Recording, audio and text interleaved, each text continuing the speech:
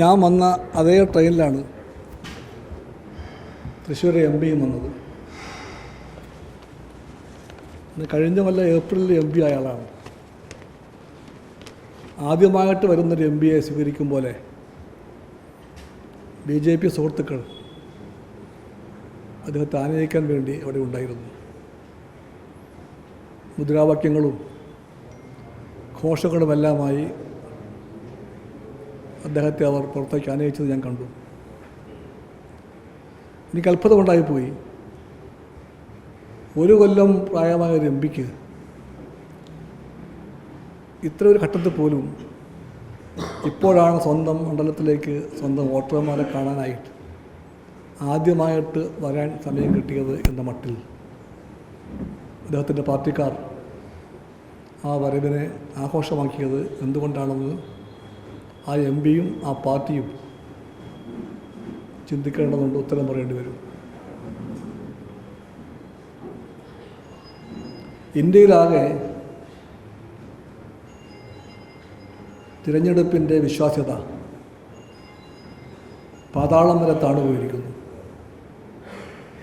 Vote ചോരി എന്ന് പറയുന്ന vote മോഷണത്തിൻ്റെ കഥകൾ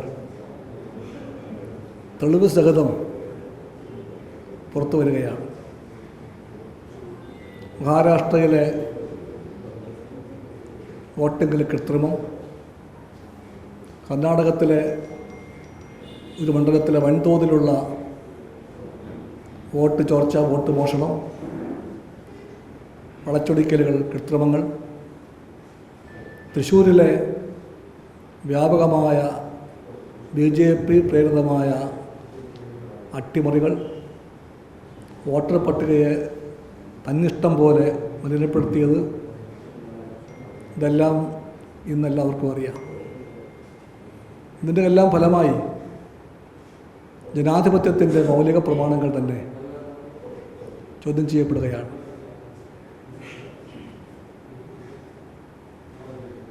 ആ പുറകിലെ വർത്താനം നിർത്തുക കേട്ടോ, പുറത്തുപോയി സംസാരിക്കാം.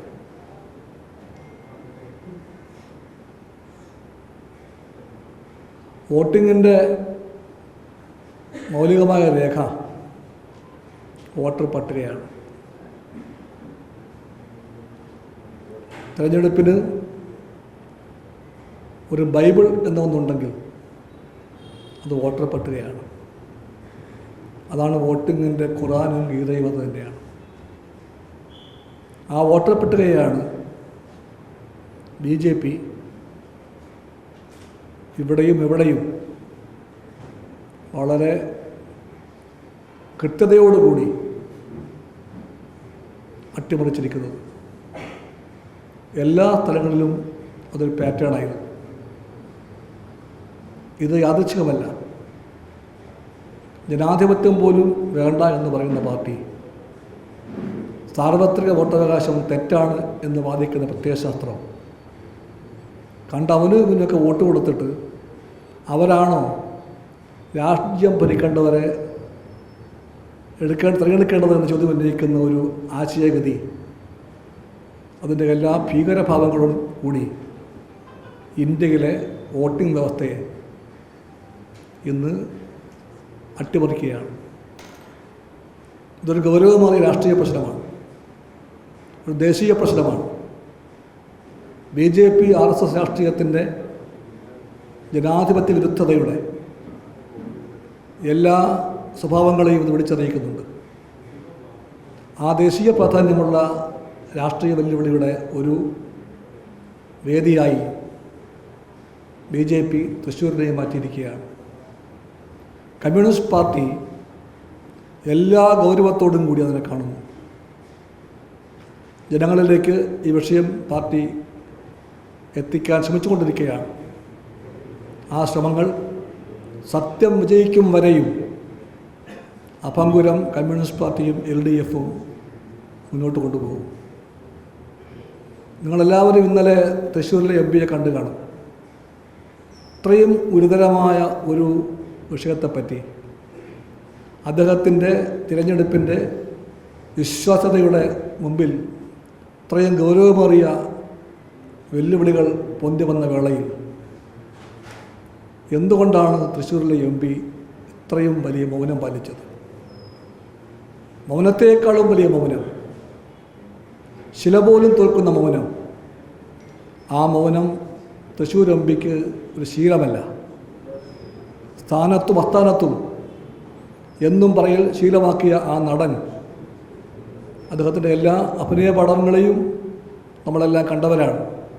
ആ നടൻ തൻ്റെ തിരഞ്ഞെടുപ്പുമായി ബന്ധപ്പെട്ട ഗുരുതരമായ ഇത്തരം വിഷയങ്ങളെപ്പറ്റി പാലിച്ച കനത്ത മൗനത്തിൻ്റെ അർത്ഥമെന്താണ്?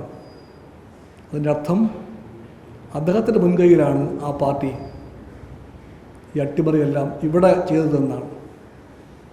വോട്ടിംഗ് അട്ടിമറിക്കൽ സ്വതവേ ശീലമാക്കിയ BJP, ജനാധിപത്യം വേണ്ട എന്ന് വാദിക്കുന്ന RSS, അതിനുവേണ്ടി ഭരണഘടനയെ തന്നെ പൊളിച്ചെഴുതാനായുള്ള ശ്രമത്തിൽ മുന്നിട്ടിറങ്ങിയ ആ രാഷ്ട്രീയ പ്രത്യയശാസ്ത്രം അതിൻ്റെ ഏറ്റവും നല്ല ഒരു പോരാളിയായി സുരേഷ് ഗോപിയെ രംഗത്തിറക്കി. ഇവിടെ മാസങ്ങൾ നീണ്ടുനിന്ന, കഴിഞ്ഞ കൊല്ലം ഏപ്രിലായിരുന്ന വോട്ടിംഗ്, മാസങ്ങൾ നീണ്ടുനിന്ന വളരെ സജീവമായ, എന്നാൽ അണ്ടർ ദ ടേബിൾ എന്ന് പറയാവുന്ന രഹസ്യമായ പ്രവർത്തനത്തിലൂടെയായിരുന്നു ഇവിടുത്തെ വോട്ടർ പട്ടിക അട്ടിമറിക്കപ്പെട്ടത്. എത്ര പണം അതിനു വേണ്ടി ഒഴുകിയെന്ന് ആർക്കും പറയാൻ പറ്റില്ല. ആ പണം ഏതാണെന്നും ആർക്കും പറയാൻ പറ്റില്ല. BJPക്ക് വേണ്ടി പണമൊഴുകുന്നത് നാനാഭാഗത്തു നിന്നുമാണ്. ഇന്ത്യക്കകത്തു നിന്നും പുറത്തു നിന്നുമുള്ള കള്ളപ്പണം ഇഷ്ടംപോലെ ഒഴുകിയിട്ടുണ്ട്.